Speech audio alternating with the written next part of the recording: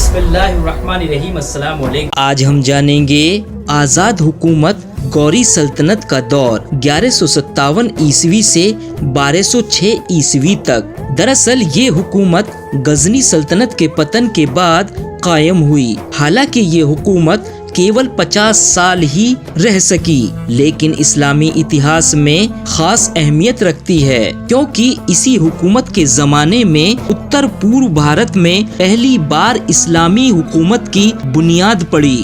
شروعات میں یہ خاندان غزنی حکومت کو ٹیکس دیتا تھا۔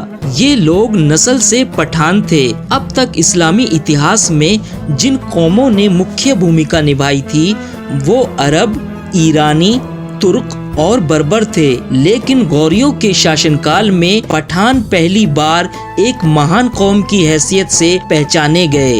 غوری خاندان نے حقیقی وقار دو بھائیوں غیاث الدین اور شہاب الدین محمد غوری کے زمانے میں حاصل کیا۔ غیاث الدین غوری نے 1171 عیسوی میں غزنی کو استھائی روپ سے جیت لیا اور شہاب الدین محمد غوری کو غزنی کی گدی پر بیٹھا دیا۔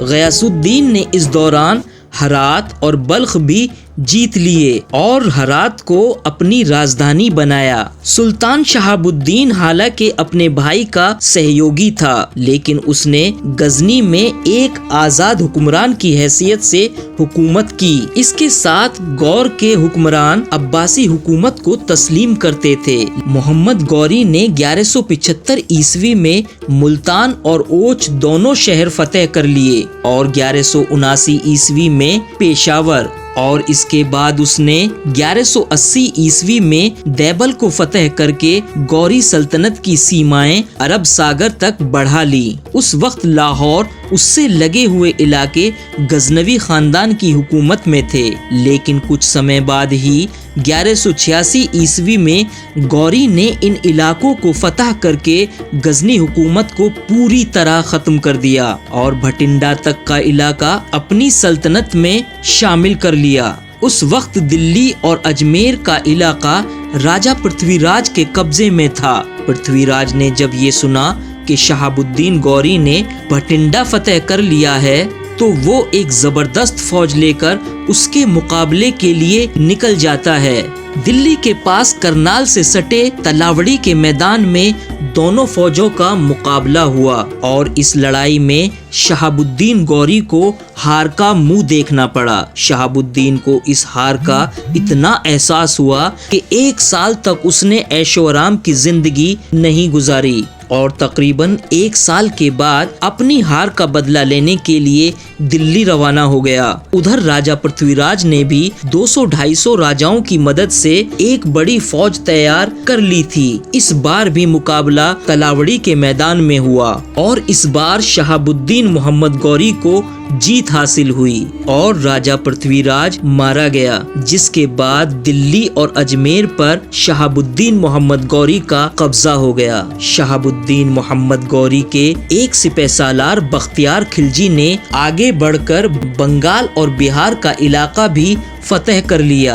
اس طرح پورا اتری بھارت اور پاکستان اس کی سلطنت میں شامل ہو گیا۔ اسی دور میں بلوچستان کے پہاڑی علاقوں کے پٹھان اور کھوکھر قوم کے لوگ جو کہ جھیلم ندی اور سندھ کے بیچ آباد تھے، اسلام میں داخل ہوئے۔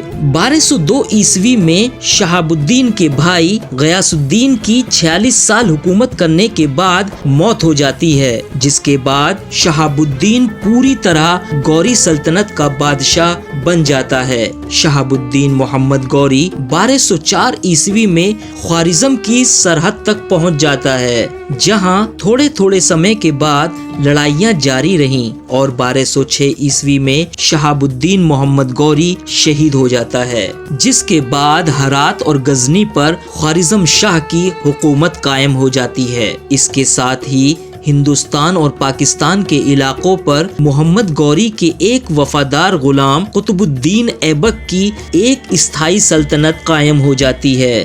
غوری کے دور حکومت میں وکاس کے کام خوب ہوئے اور گیان اور ساہتیہ کی بات کریں تو غوری سلطنت کے زمانے میں دو نام اہم ہیں۔ پہلا امام فخر الدین رازی کا، جنہوں نے منطق اور فقہ اسلامی پر کئی اہم کتابیں لکھی، لیکن ان کی شہرت تفسیر کبیر کی وجہ سے مشہور ہے، جو کہ قرآن کی ٹاپ کلاس تفسیروں میں گنی جاتی ہے۔ اور اس دور کا دوسرا اہم نام خواجہ معین الدین چشتی رحمت اللہ علیہ کا ہے، جو کہ شہاب الدین کے ساتھ ہندوستان آئے تھے اور انہوں نے اجمیر میں قیام کیا اور وہاں کے غیر مسلموں میں اسلام کی تبلیغ کی۔ تو یہ تھا غوری سلطنت کا دور۔ آگے جانیں گے غزنوی حکومت کے پتن کے دور میں قائم ہونے والی ایک اور آزاد حکومت سلجوقی سلطنت کا دور 1037 عیسوی سے 1157 عیسوی تک۔